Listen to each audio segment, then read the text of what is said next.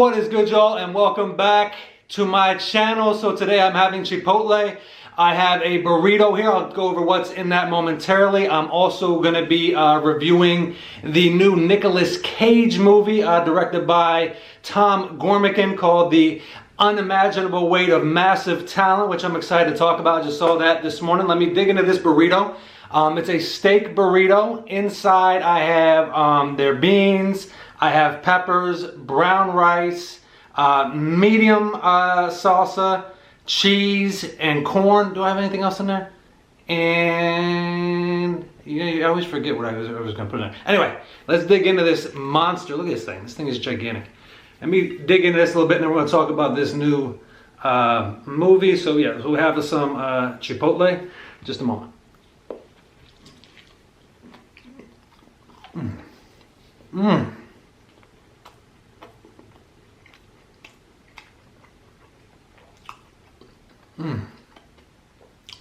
The way they season that steak, oh my goodness.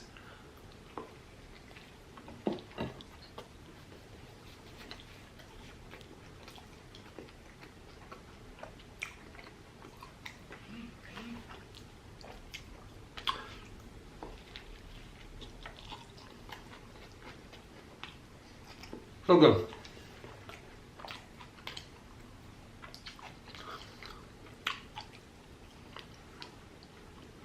So good. They just know how to season everything right. I love it. Chipotle is very good.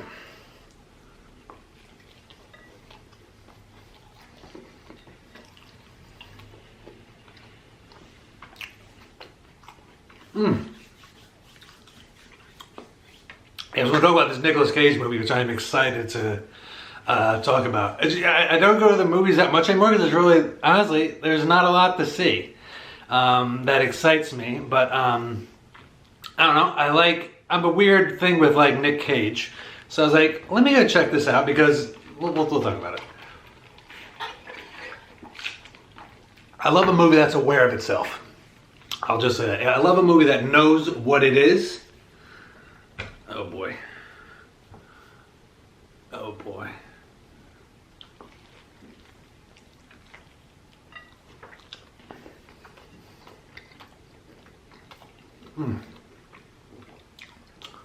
They know how to wrap a burrito. That thing is tight, packed with flavor. The only thing I love about Chipotle is they let you pick what's in there.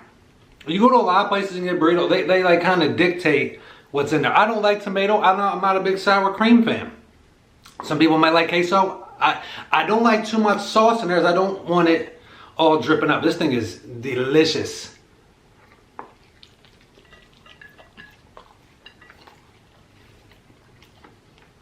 So,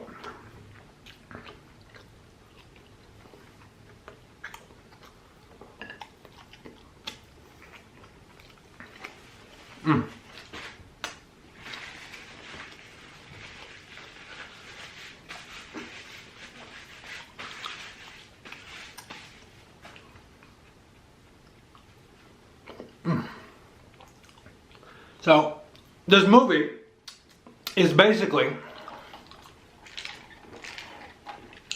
Nicolas Cage playing Nicolas Cage, and he finds himself in the midst of an international kidnapping plot. So he's and it's weird. It's just like Nicolas Cage, something how you would imagine him. He's super confident. He's just overbearing. He's like, let me just talk about Nick Cage, because that's pretty much what this movie is about. You're just watching him be him in a movie that's kind of about him. It's kind of meta. It's it's very he's the best definition I give of Nick Cage is he's the best good bad actor. He toes the line of overacting so perfectly. He just knows how to just touch that line. His best friend in the movie, his imaginary friend, is Sailor from another movie he's in, Wild at Heart. Oh, by the way, almost all of his movies are referenced in the movie. Yeah. So, like his imaginary friend, who's like his spirit guide, is Sailor from Wild at Heart. Kind of like how Elvis was to Clarence in the movie True Romance. Another really good one. But he's just, he's depressed. So it's kind of weird to see Nick Cage depressed, and he's covering it up with alcohol and just his overbearing personality. And you know, it's basically an acknowledgement that he makes things about himself, even with his family.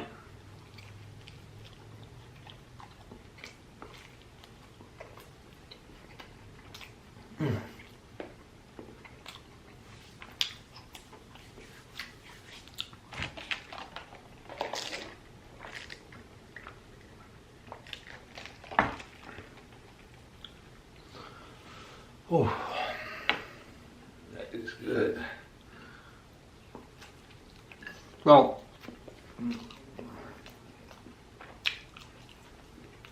so he's not getting any acting roles. So he's offered this $1 million to go to Spain, and it's absolutely gorgeous. Most of the movie takes place in Spain. A little bit in LA in the beginning, but mostly in Spain. And so he goes there because he's in this depression because he can't get any acting roles, and somebody gives him $1 million to come there for their birthday. It's like they love Nicolas. This is somebody there that's obsessed with Nicolas Cage. Of course, they have a whole shrine to him. It's just so much. I don't want to talk too much about the movie, but if you love Nicolas Cage, if you love just like fun movies that, you know, kind of take themselves or taking themselves too seriously, but it's all in good comedic fashion.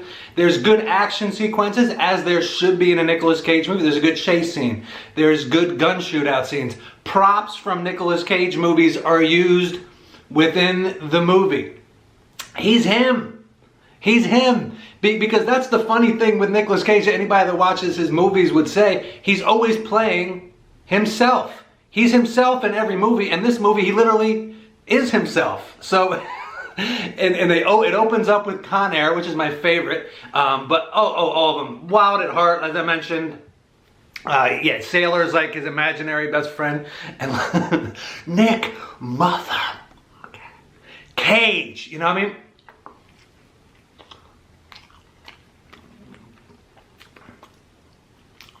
It made me actually appreciate him more. It made me appreciate, because I've kind of dogged him, because he's in these movies, like the paycheck movies where he's just like, he's solving some mystery, some international, the straight to DVD movies, you know what I mean? They go in the Walmart bin. He's been in 10 of those, and he acknowledges in the movie he has massive debt, and that's why he does these trash movies. And like a line that goes throughout the movie is, we're back, but not that we went anywhere. Well, he has always kind of been there, even though we've always, like movie snobs or whatever, we kind of trash him, but he has always been there. He's been in some classics. Raising Arizona, as I mentioned, Wild at Heart, Valley Girl, Face Off is a prominent one of this ones. If you love Face Off, all the action, Gone in 60 Seconds, National Treasure, everything. Even Mandy, they brought in. If you love horror movies, Nick Cage is great in this horror movie called Mandy. It came out a couple years ago. Oh my goodness.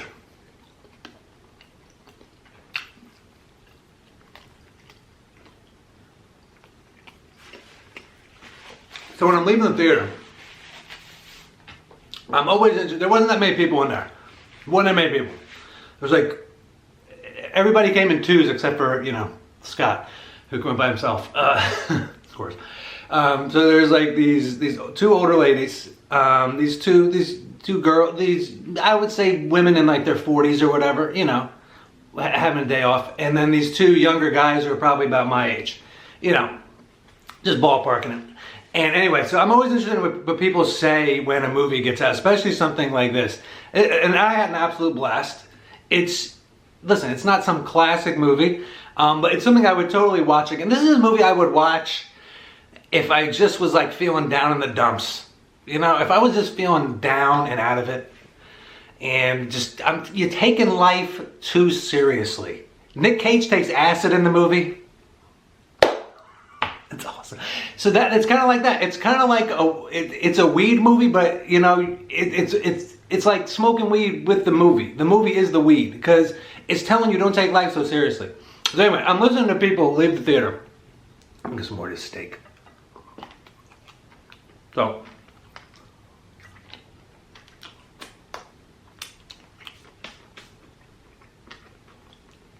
The two older ladies are leaving, and I'm walking out. I go to the restroom, and then they're like in front of me. That was stupid. Exactly. That's what you're supposed to think when you're like in your 60s or 70s old woman. You're supposed to think it's stupid. It was funny to hear them say that. Then the two dudes, I didn't hear what the other women said, but they went their way. But like the two guys, the guys who were like my age, they were like, it was awesome. Like it's an our generation type of thing. Nick Cage is kind of, even though he's kind of spanned throughout, he's kind of a 90s. If you grew up watching movies in the 90s, you know a lot about Nick Cage. And he never went away. Even with those straight to DVD movies, you were aware. Any movie fan was aware that Nick Cage was making a straight to DVD movie. You would see it. This is where he is in his career. We always knew where he was. He's worked with the Coen brothers. He's worked with David Lynch. He's done Disney movies. He's done ridiculous action movies like Gone in 60 Seconds, Face Off, Con Air. He's all over the place. And and I just really appreciated this movie. I liked it because it made me appreciate somebody that, as a movie snob, I've kind of dogged over the years.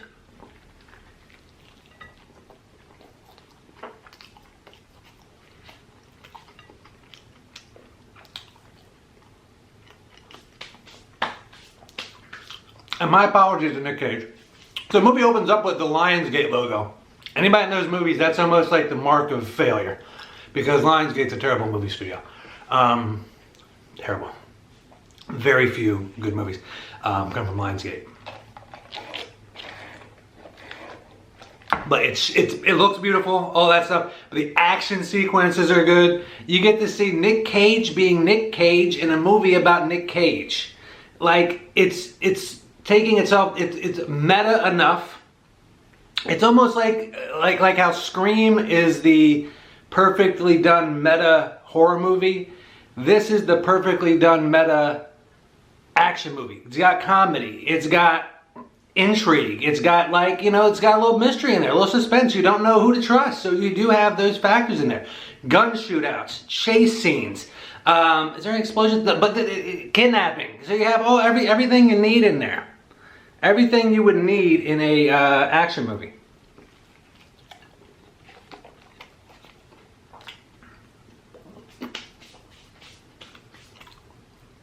And those two responses I got when I got out of the theater is exactly what I would expect from reviewers.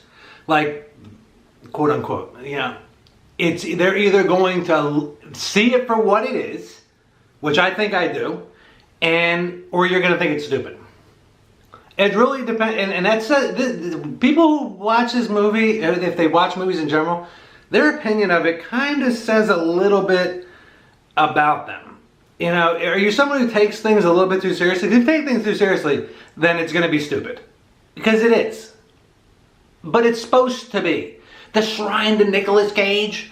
Oh my God. That was so cool. Seeing all this. I don't even want to ruin it. I don't want to ruin it. But it has everything you would need. Everything. His family's in there. Well, his family that's playing his family.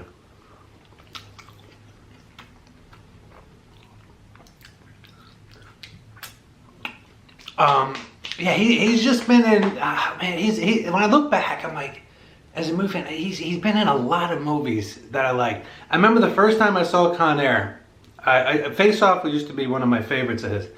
And Gone in 60 Seconds, I liked Raising Arizona. I used to watch that a lot. I liked it. But I saw Con Air for the first time when I was in Arizona in the theater. And it's another one that is taking itself seriously. But the only difference is it's not Nick Cage playing Nick Cage. But it references all the movies.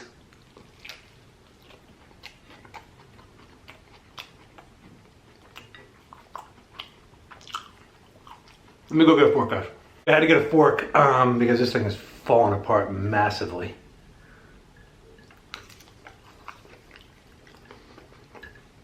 Don't worry, I'm gonna get it organized here.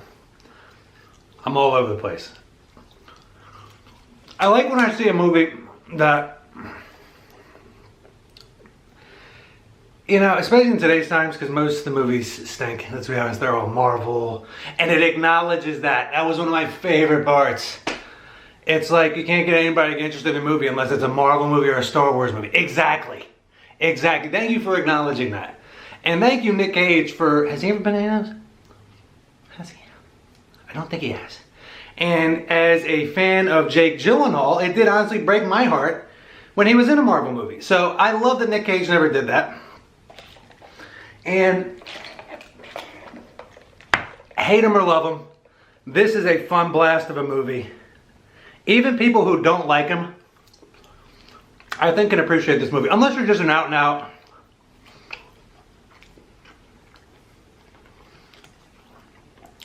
elitist movie snob, which of course I'm sure you've made a million movies. I'm sure you've made a tons of classics yourself, right?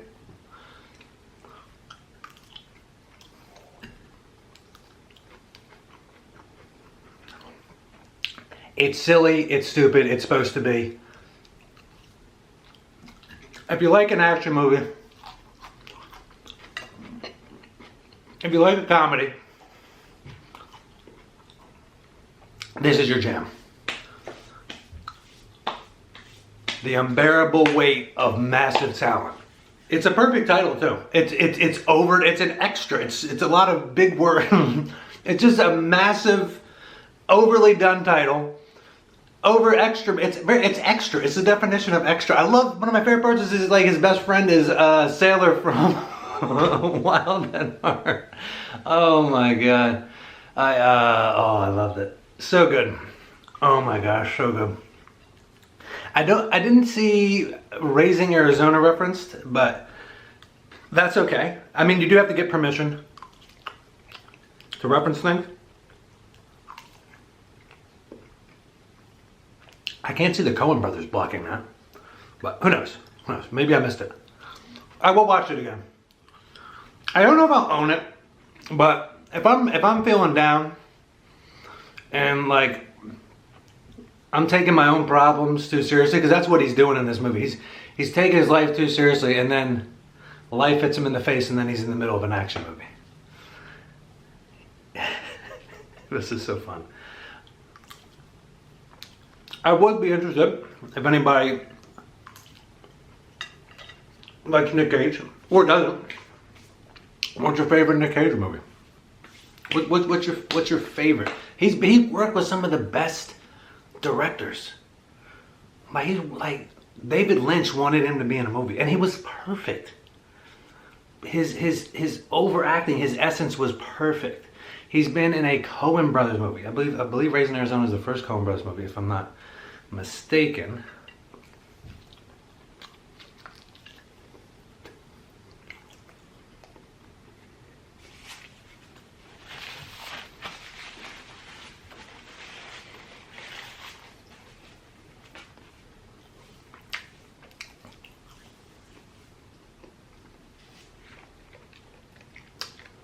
Oh, I forgot if I didn't mention root beers in here. Fun movie. Fun flick. Good stuff. We need something like that. It's not by any means my favorite movie of all time. It's just sometimes, just like the right meal, the movie hits the spot. It's just what you need. Something that is taking itself too seriously and is aware it's taking itself too seriously. This would be a fun, like, date night movie, stuff like that. It's because it's light. It's all about person. If you're going on a first date with somebody, it'd be a good one. It'd be a good one. See where people laugh. See where the other person laughs, or if they appreciate it, or do they say it's stupid. Or if you both say it's stupid, you're good. But if you both love it, you're also good. But if you have I'm very weird with that. I know it's probably stupid, but like the type of art and creativity and entertainment someone likes is a big point in a relationship. It's an important thing.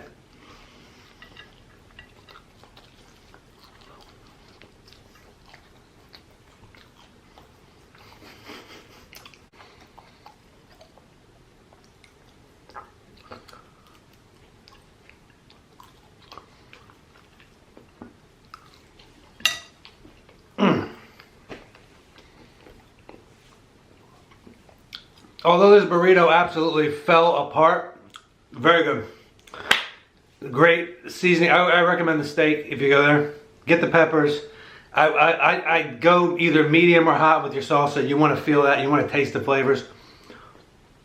Get your peppers in there. The corn's good. Yeah, they just know what they're doing over there. Yeah, The Unbearable Weight of Massive Talent starring Nick Cage. Check it out. Like I said, good. What I meant to complete my thought on that. If you have similar tastes, whether you hate the same things or you like the same things, or you may have disparaging opinions on some things, but you know how to talk about it and you can help see the other person's point of view. Art is a good decider. Not decider, but a good, an interesting check mark when you're dating somebody. Just putting it out there. Guys, thank you so much for joining me today for this meal. I greatly appreciate your time. Y'all take care, be well, and have a great weekend.